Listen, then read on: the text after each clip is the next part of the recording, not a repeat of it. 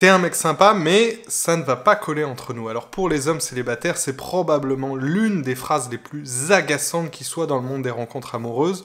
Peut-être que vous aussi, vous avez entretenu consciemment ou inconsciemment, année après année, un comportement de nice guy dans vos relations sociales, et je vais vous expliquer dans cette vidéo pourquoi ça peut tuer votre vie amoureuse et comment se débarrasser de ce syndrome-là.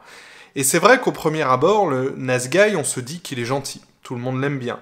Alors tant qu'on est en couple, on entretient parfois un comportement de gentil garçon, dont quelque part on peut être fier. Les autres femmes, elles nous voient comme le mari modèle, attentionné, bienveillant, galant, autant capable d'accomplir les tâches ménagères que des travaux de petite, de grande envergure, que de subvenir à l'éducation des enfants, tenir correctement la maison, la famille, son foyer. Mais quand on se retrouve célibataire, il y a un grand vide qui s'installe.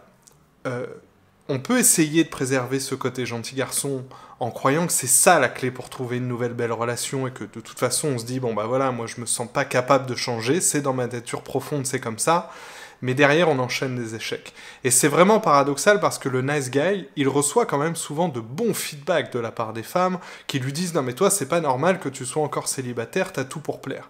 Mais au fond, le nice guy, personne ne l'apprécie vraiment pour sa qualité d'homme. Et c'est terrible vraiment d'être mis face à ce constat, celui du mec parfait sur le papier, qui fait tout ce qu'il faut pour être bien vu, pour être accepté par les autres, mais qui ne concrétise aucune relation et avec qui les femmes, au fond, ne veulent pas sortir. Et donc on réalise très vite que d'autres choses sont attendues dans une relation amoureuse. Qu'être sincère, attentionné, ça ne suffit pas malheureusement, et que en fait ça peut même, si on surjoue cette carte-là, ça peut même nous emmener dans des situations amoureuses vraiment pas très réjouissantes du tout. Moi c'est ce que j'appelle la malédiction du gentil garçon. Je remarque avec mes coachés qu'ils finissent tous en étant patients, ils finissent tous par se trouver une fille un petit peu abîmée sentimentalement, qui a décidé de se caser, cette fille-là, avec un homme sympa pour changer un petit peu de dynamique, pour au final regretter son choix et en faire baver au mec en question.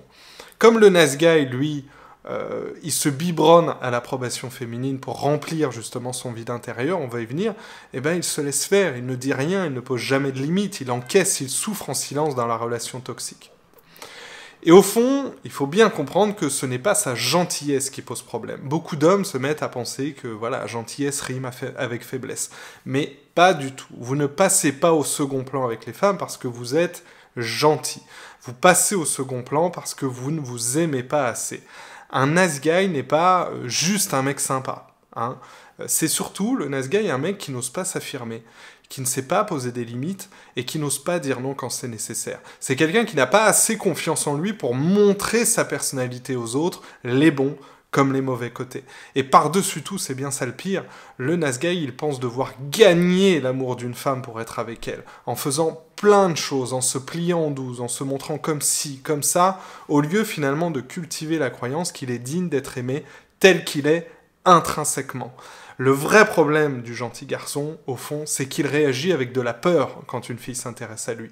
Parce qu'il sait qu'il doit s'employer à ce moment-là, montrer sa vraie nature. Mais le risque d'un échec, le risque de déplaire l'emporte sur tout le reste, étant donné qu'il construit sa valeur à travers son propre niveau de désirabilité sexuelle. Donc si je plais, en gros, je suis un mec digne d'être aimé. Si je ne lui plais pas, ça veut dire que je suis quelqu'un de mauvais. Ça fait vraiment écho à une faible estime de soi, qui fait qu'on cherche toujours la preuve à l'extérieur, et notamment dans le regard des femmes, qu'on est quelqu'un de désirable.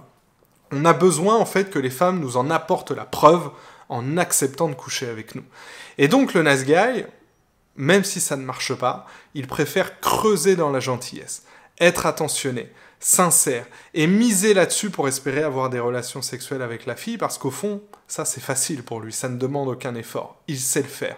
Donc ça le préserve d'un éventuel refus, qui ça serait terrible, ça le détruirait socialement. D'accord? Mais là, c'est vraiment important dans ces moments-là de se mettre à la place d'une femme, qui voit cette fille que vous faites semblant d'être ami avec elle. C'est-à-dire que l'interaction reste au stade de l'amitié, alors que elle vous plaît en secret. Vous faites plein de choses pour elle, vous l'aidez à surmonter une épreuve, même si elle se doute bien que vous avez autre chose derrière la tête. Et comme vous n'aurez rien d'autre que de la gentillesse en retour de la part de cette fille, si vous êtes sympa avec elle, bah ça vous frustre. De façon très hypocrite, et même un petit peu manipulatoire, le nice guy, il se dit, mais attends, what the fuck, pourquoi cette fille ne veut pas coucher avec moi, alors que j'ai fait tout ça pour elle depuis le début, alors que je suis aussi gentil, que je me distingue autant des autres mecs, qui eux sont salauds, méchants, hypocrite, etc. Comment se fait-il que je ne sois pas récompensé sexuellement pour mes belles valeurs humaines? Voilà pourquoi je dis toujours à mes coachés de se lier d'amitié avec une femme uniquement si c'est ce qu'ils veulent, uniquement si c'est ce que vous voulez. Si la fille vous plaît, vous devez d'abord montrer de l'intérêt. Si ça ne marche pas entre vous, alors oui, vous pourrez devenir amis, et encore, ça se discute.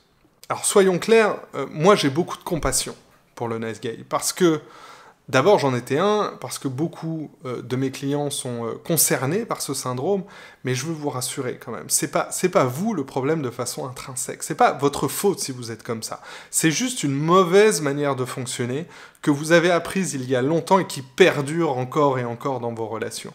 Je veux dire, vous avez peut-être aujourd'hui le sentiment de tout faire comme il faut avec les femmes sans avoir les résultats escomptés, et j'imagine que vous trouvez ça injuste. Peut-être que vous n'avez pas non plus conscience des tactiques manipulatoires que vous mettez en œuvre, sans savoir voilà, comment vous comporter autrement, c'est ça le pire. Mais en soi, le nice guy, c'est quand même quelqu'un qui ne va pas bien. C'est quelqu'un qui n'a pas été sécurisé affectivement, ni émotionnellement dans sa jeunesse, et cette blessure, déjà, il ne la comprend pas toujours, et en plus, il tente de la dissimuler. Il en souffre, et il est tellement malheureux qu'il finit parfois par se considérer lui-même comme une victime, comme un bouc émissaire d'un complot. Alors, la solution, soyons clairs, il n'y en a pas 10 000. C'est soit la thérapie, soit le développement personnel. D'accord? Il faut partir en quête de sa propre approbation, il faut arrêter de dépendre de l'approbation des autres et de l'approbation des femmes pour se sentir bien. Vous ne guérirez pas, je préfère être clair, de ce syndrome en apprenant des phrases par cœur, en apprenant des schémas tout faits pour séduire les femmes. Au contraire, ça risque juste de vous éloigner encore plus de ce que vous êtes. Tant qu'une femme ne verra pas ce que vous êtes réellement, tout entier, y compris avec votre désir, votre animalité, votre envie de coucher avec elle, elle ne ressentira aucune attirance pour vous. On ne peut pas plaire en étant dans une perpétuelle retenue de soi-même. Il faut travailler sur vous, il faut apprendre à dépasser vos blocages et aller au fond des choses. Si vous voulez sortir de ce syndrome et attirer des femmes qui vous plaisent vraiment en misant à fond sur l'authenticité de votre personnalité, sachez que ma formation masterclass parle précisément de ce sujet-là et donne des solutions. 3 solutions pour passer de l'ami au petit ami potentiel avec les femmes. Il faut aller dans la description, cliquer sur le lien. En attendant, si vous avez aimé cette vidéo, vous likez, vous partagez et n'oubliez pas de vous abonner à ma chaîne. Ciao!